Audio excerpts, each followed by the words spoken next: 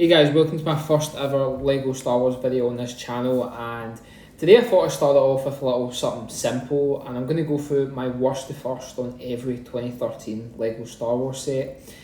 And that was my favourite year of LEGO Star Wars. I just loved it, and it's going to be probably the hardest one I'm going to do. I'm going to do a lot of other worst to first years. I'm going to do stop motions and all that stuff. But let's get into what I think is the worst set of 2013. And just to add on to that, I'm not going to be ranking any polybag sets, foil packs, advent calendars, or the Planet Series sets, which were specific to that year and 2012. I'll probably do them in another video, so this is just the mainline sets for 2013. So in my opinion, the worst set has to be Jet 14 Stealth Starfighter. I think the concept is there. You know, I like the minifigures. I think the minifigures look quite cool with the transbull arm. But other than that, the build is quite underwhelming. Using the integration of both vintage and modern pieces with that like 1999 style cockpit piece just doesn't work for this set. I don't like it. And the colour scheme, certainly just not a fan of it. So it's quite lacklustre in that department. But it's not a bad set. I just think it's the worst from 2013. So next up, we've got the A-Wing Starfighter from the year. And again, with the previous set, I think it's a fine set. You know, I think the concept's there. I'm just not a fan of it, and it doesn't live up to everything else on the list. The use of that old Han Solo hairpiece makes it look so dated, in my opinion. The rest of the minifigures are fine, I guess. And the build, I think it looks good. I just don't like A-Wing Starfighters in general. It's not my favourite ship. And there is a lot of stickers, which I guess adds to detail, but it does over time start to peel away and look, you know, less and less nice looking. So yeah, not much more to say about it, just not the best set of the year. Right, next up we have got the Clone Troopers vs Droidekas Battle Pack. And I have to say, 60 to 70% in this set is good, but the rest is quite underwhelming. Now the good part is the minifigures. Getting those new episode 2 style Clone Troopers at the time was kind of like the hottest thing for LEGO Star Wars, I think. And that green Clone Trooper looks killer. The build is also good. It can also double as a speeder and a command station, which is quite nice. But the underwhelming side of the set is those two Droidekas. I have to say they're probably the worst Droidekas that LEGO's made. And I just don't think they fit in battle packs. You know, they're never really seen in mass. You know, you maybe say 8 or 9 1C max. So I think having them in a battle pack is not the best idea. Plus they're brick built, so they're not actual minifigures. So I just don't see the value for what it was back in the day. And ultimately just not a set that I think is that good. Right, swiftly moving on then, we've got the 501st AT-RT. Now, I like the set, I just think it's quite lacklustre in terms of the figures. I don't think they're particularly accurate to the source material, which was the Unbarren Arc. The 501st Trooper is probably the best one, arguably, that they've made out of the two. But everything else is just quite a mishmash, and I do prefer the AT-RT from 2020 to this one. It's a nice set, just not my favourite. Now we've got the Republic Troopers vs Sith Troopers Battle Pack, and I really love the concept of this one. I think the minifigures are spot on. And I think the speeder build is one of the most interesting speeders like I've ever seen in LEGO Star Wars. Doesn't mean it's a bad thing. And I really like the weapons that they've used for that big machine gun. Very nicely done there. And overall, it's, you know, it's just not as good as the other ones. Okay, next we've got the Battle of Hoth set, and I really like this set, mainly for its minifigures. Getting 7 minifigures and the Tauntaun was a very big plus. And the rest of the set is fine, I guess. You know, you do get a little bit of play features with the bunker and the snowspeeder, which is cool.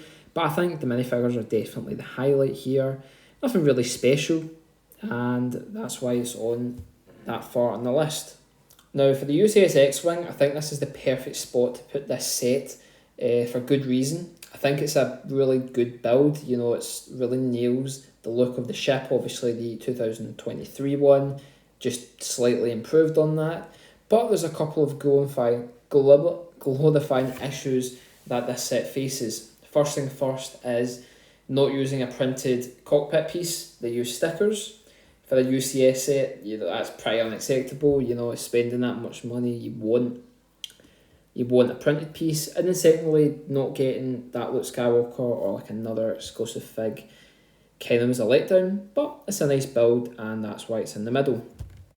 Right, next up we've got the Jedi Defender class cruiser, and I really love the exterior of the ship. It's one of the most aesthetically pleasing ships of the year, but ultimately there's just not enough space, and I guess that's a sacrifice for having a nice ship on the exterior.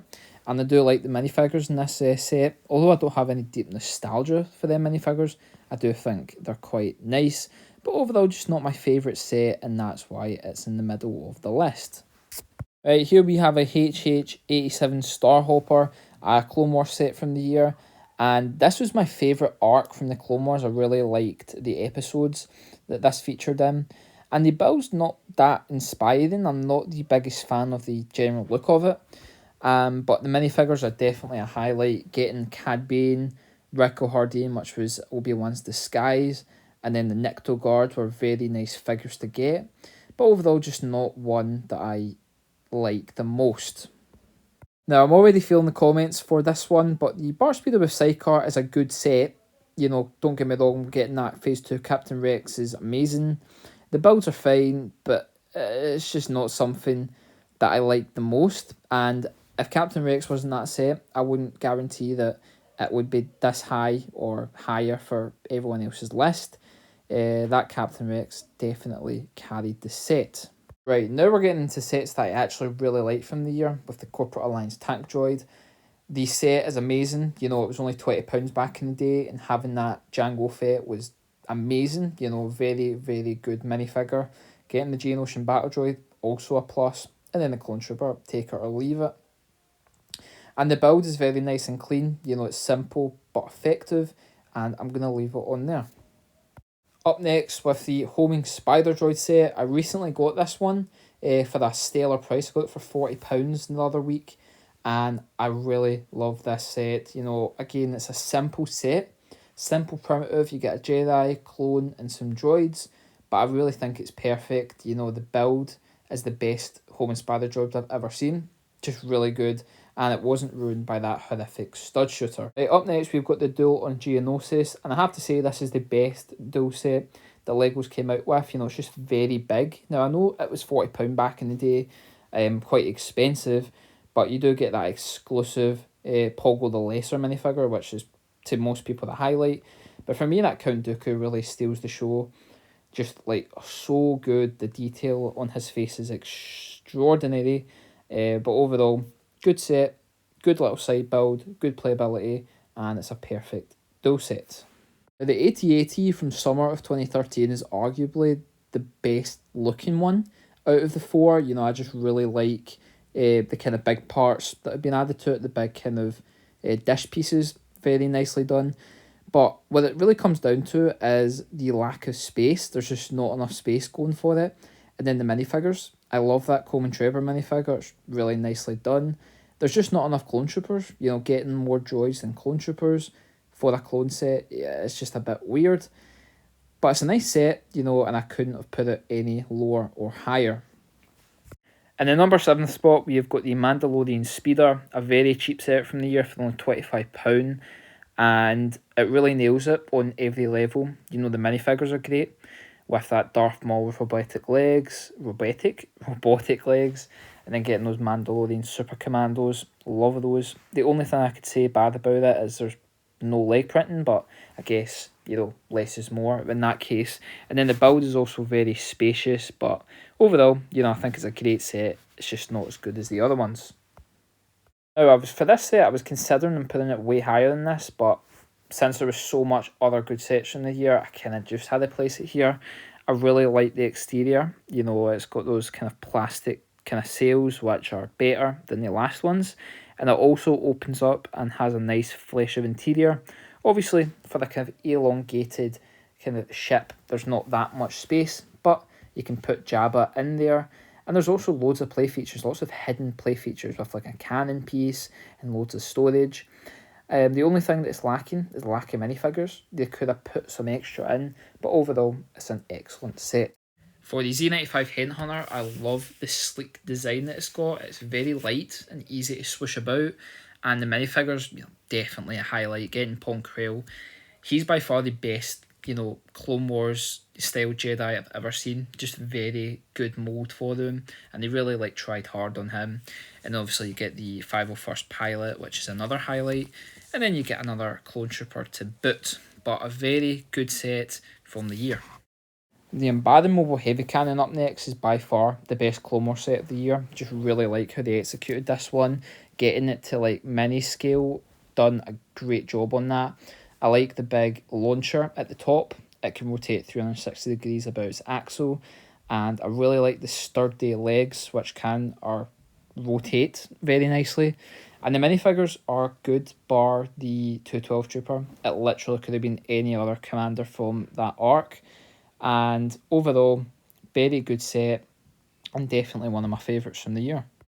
Okay, in the number 3 spot, we have got the Rancor Pit, and this definitely wins for the best minifigure selection of the year. Just really love what they were to put in this set, especially the Rancor. That's the star of the show for most people. And the build is quite nice, it makes use of good pieces with the gate. And there's also some little hidden compartments and, a door, which is a nice inclusion. The rest of the minifigures are decent, although lacking leg printing, but that's not the point. And the reason why I think it's so high is it's just a perfect playset, and it can also combine with the previous set of Jabba's Palace, which is quite rare for LEGO Star Wars and just LEGO in general, and I just really love what they've done with this set. Right, okay, in number 2 we have got the Republic Gunship. And I was tempted to put this in number 1, but there was just another set that I thought was just way better than this. And this one was a close call, I really love the aesthetic of this ship. It's the best Playscale Republic gunship I think we'll ever see again. I just feel like they're going to ruin the ones from 2023 onwards with stud shooters. And I really love the design of this one. The bubble turrets are great. The flickfire missiles are great. The little cockpit pieces are so flush, with the rest of the ship. I love it. And the minifigures are nice, bar the Anakin Skywalker kind of colour of his hair. Kind of goofy looking. And the, the Clone Pilot, his kind of fin should be kind of cut slightly, and it just isn't. But other than that, perfect figure selection. I'd say the Clone Commander and Padme are the star of the show. But yeah, nonetheless, amazing set. Just not as good as the next one. Okay, at number 1, I think is the best LEGO Star Wars set of 2013 is the Ewok Village. And this was in big battle with the Republic Gunship, but I just think this set ticks all the boxes in terms of what you want in a LEGO set. You can display it, which is good for collectors. You can play with it, which is good for kids. And you just get loads of good figures, both exclusive and non-exclusive, but there's just a ton for what you get for your money. This was £200 back in the day, which, in retrospect is a lot of money, but considering that this is essentially classed as a, what's it called? I can't even remember the name. A Master Builder series set. Master Builder series sets go for about $350 nowadays. So, yeah, this set would never be that price again. And I just love it. I just really like what they've done here. Lots of detail, and I think this is the best set of 2013. Like that, I was going to say, as always, leave your opinion down in the comments, but this is my first YouTube video, so that wouldn't make sense. But if you can, leave your opinion down there, and obviously there's going to be loads of opinions coming in, and please like this, video and share it with all your pals and all that stuff.